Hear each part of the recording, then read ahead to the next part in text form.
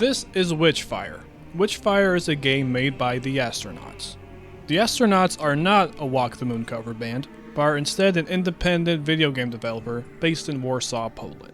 And they have made one of my new favorite games, which is a big deal because I've only played like 4 games. Witchfire is like a cross between Borderlands, which I love, and Dark Souls, which I've never played, so maybe I'm wrong. I make these comparisons because the combat reminds me of Borderlands, and the atmosphere and ambiance reminds me of Dark Souls. You know, that game that I just said I've never played. It's just not quite as unhinged as Borderlands.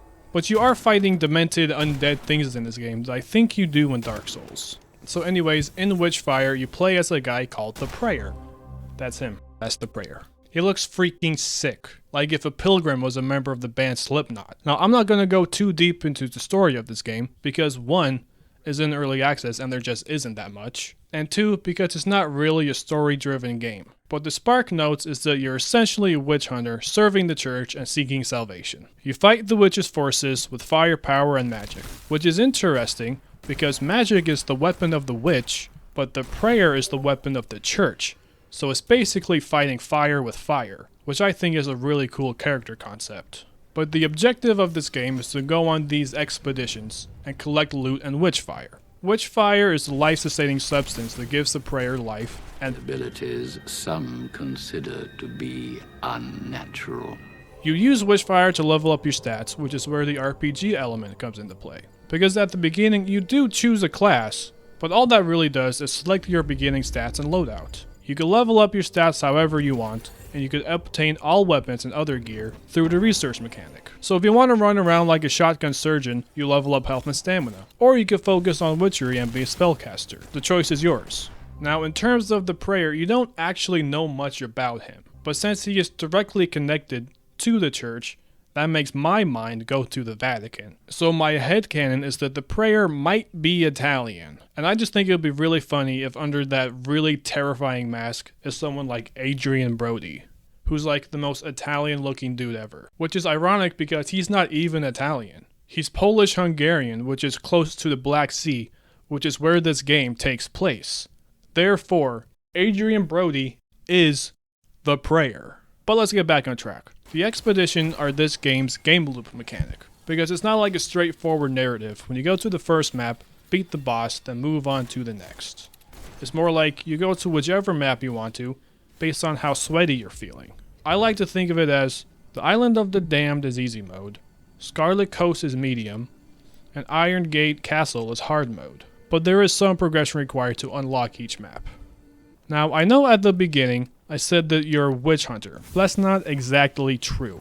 Because on these expeditions, you aren't fighting the witches directly, you're fighting the witches' defenses, which come mainly in the form of her phantom army, like with these ghoulish swordsmen and musketeers, or these zombified Bulbasaurs. There are also things like traps, like these plants that scream and make me shit my pants every time. Or these things I think I saw in the Blair Witch Project. So you don't actually fight the witch, or at least not yet. But what's cool about this game is how the game loop never gets stale. Every time you level up, the witch rearranges her defenses on the map, which means each expedition has a chance to be completely different. Now you see this up here? This is your sanity level. It's like your wanted level in Grand Theft Auto. The more you mess up on your expedition, the more insane in the membrane you get. And once you max it out, the witch casts a calamity on you. A calamity is like a mini boss or objective you have to do before you become so insane that you die. And if you survive it, you get a bunch of extra loot. But I know what you're thinking. Tell us about the guns! Because this is America and we like guns.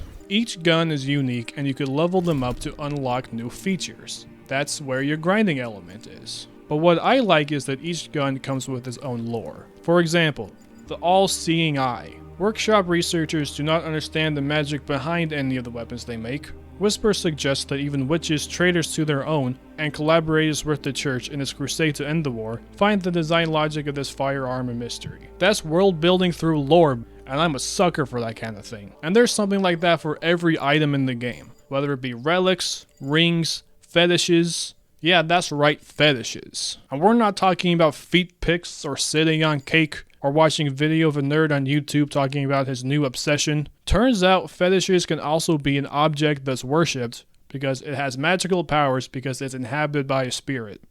Who knew? The ambiance on this game is also something to talk about. This is the Heritor. It's where it's where the prayer lives. And this is your roommate Nick. Nick will trade you goods for coins and Witchfire.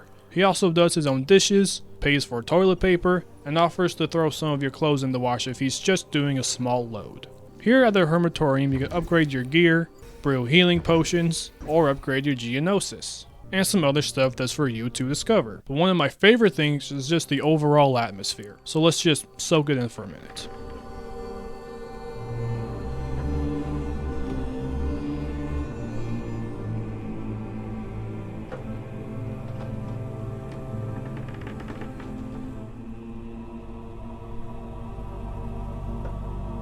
Now, like I said earlier, this game is still in early access, so everything that's going to be in it isn't in it yet. But everything that is in it, but just for gigs and shiggles, here's my wish list. 1.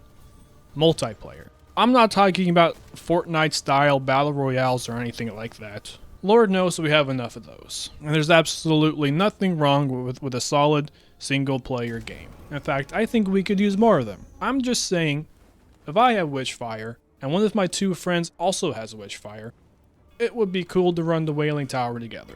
But the astronauts have been asked about multiplayer before, and if they choose not to implement it, that's fine by me. 2. Some kind of customization. Just small things like a different mask or belt buckles. I don't know, just something that shows the difference between the beginning classes. Just some little choices that you can make to make your prayer yours. You know what I'm saying? Number 3.